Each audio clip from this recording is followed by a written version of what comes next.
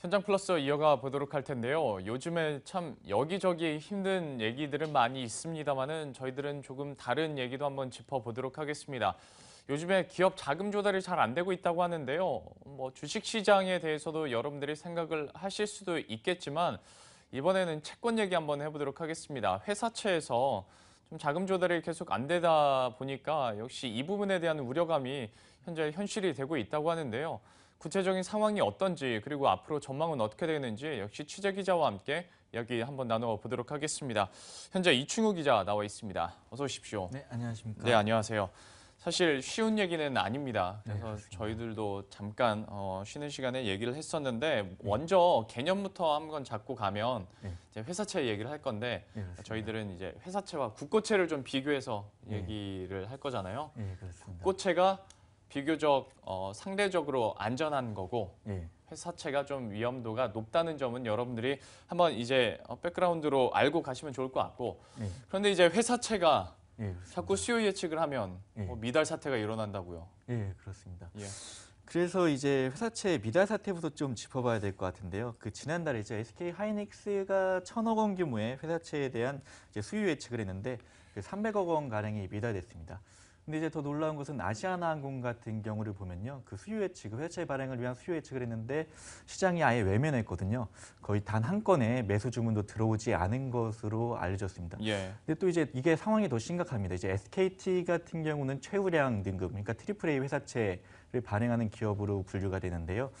이제 SKT도 회사채 발행을 위한 수요 예측을 했는데 이게 발행 규모를 보면은 2,500억 원 규모의 회사채를 발행하기 위한 수요 예측에서 200억 원이 미달됐습니다. 그러니까 다른 데에 비해서 규모가 미달 규모가 봤을 때 크지 않다 생각을 하실 수도 있는데 이처럼 AAA 등급의 초우량 회사채 같은 경우 미달 사태가 나는 것이 상당히 이례적으로 시장에서는 보고 있습니다. 근데 이제 물론 다 그런 것은 아닙니다. SK 같은 경우는 3,000억 원 규모의 회사채를 발행하기 위한 수요 예측에서 7,600억 원의 자금이 몰리게 됐는데요.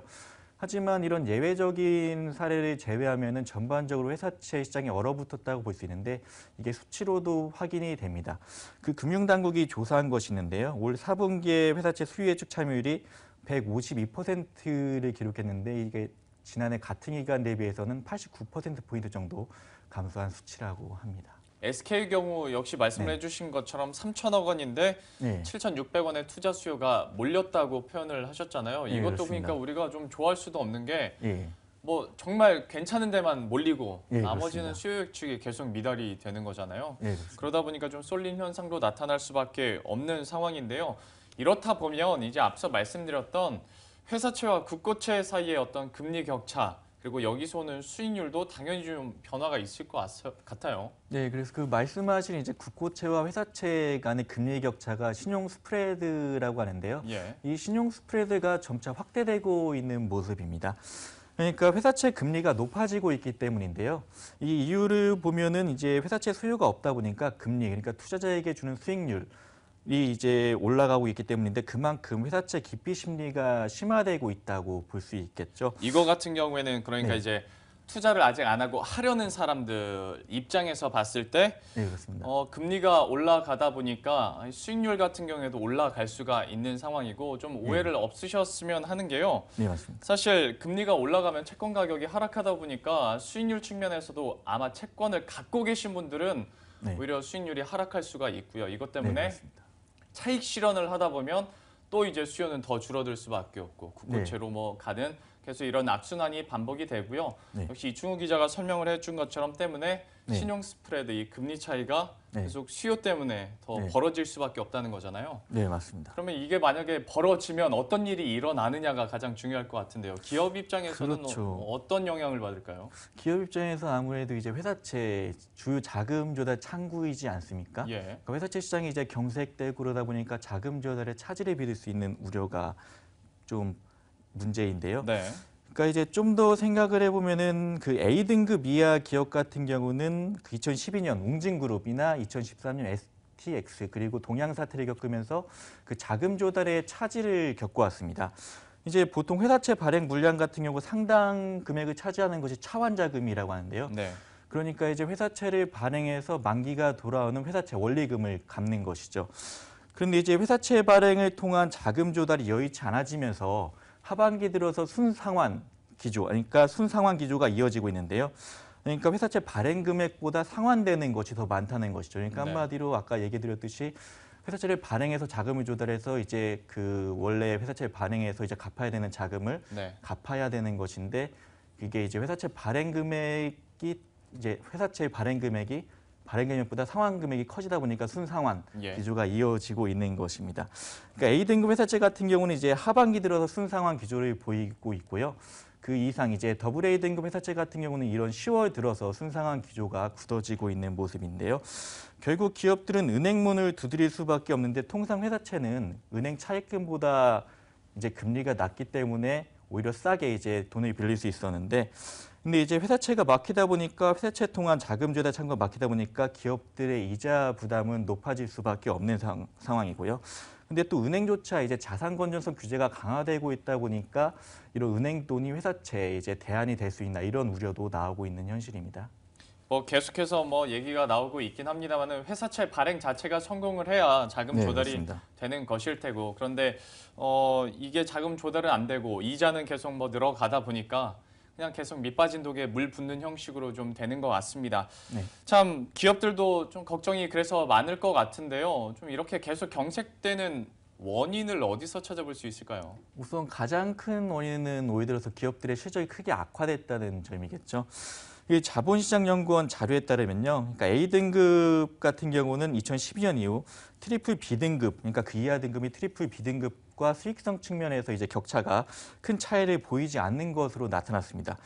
또 더블 A 등급을 받은 기업 같은 경우는요. 수익성이 빠르게 악화되면서 A등급과 격차가 이제 점차 줄고 있는 모습이고요. 물론 실적이 좋은 곳도 있지만 올 들어서 조선 등 대기업 계열사들이 크게 대규모 손실을 보지 않았습니까? 그 많이 들어보셨을 텐데 이제 그 업종 특성이 있긴 하지만 삼성중공업과 삼성엔지니어링 그리고 현대중공업과 현대중공업 같은 경우도 이제 올 3분기 들어서 모두 영업 적자를 기록했고요. 같은 기간 유가증권 상장사 전체로 눈을 넓혀봐도 30%가량의 적자를 기록했습니다. 네, 1분기는 21%였고 2분기는 24%였거든요. 근데 이 비중이 점차 확대되고 있다 이렇게 볼 수 있습니다. 전반적으로 실적이 안 좋아지다 보니까 네. 회사채에 대한 신뢰도도 어쩔 수 없이 떨어지는 것 같아요. 네, 그렇습니다. 근데 사실 회사채 자체가 아무 회사나 다 해주는 건 아니잖아요. 어느 네. 정도 신용 등급이 되니까 네. 믿을만 하니까 그리고 상장할 만은 하니까 채권 발행이 이제 허가가 되는 건데 네. 요즘에는 좀 어때요? 기준 같은 게? 이제 신용평가사들이 이제 회사채 등급을 평가해가지고 뭐 이제 등급을 부여하지 않습니까? 예. 근데 이제 이전 같은 경우는 약간 신평사 관행이 문제가 됐었는데요. 약간 우호적이었습니다.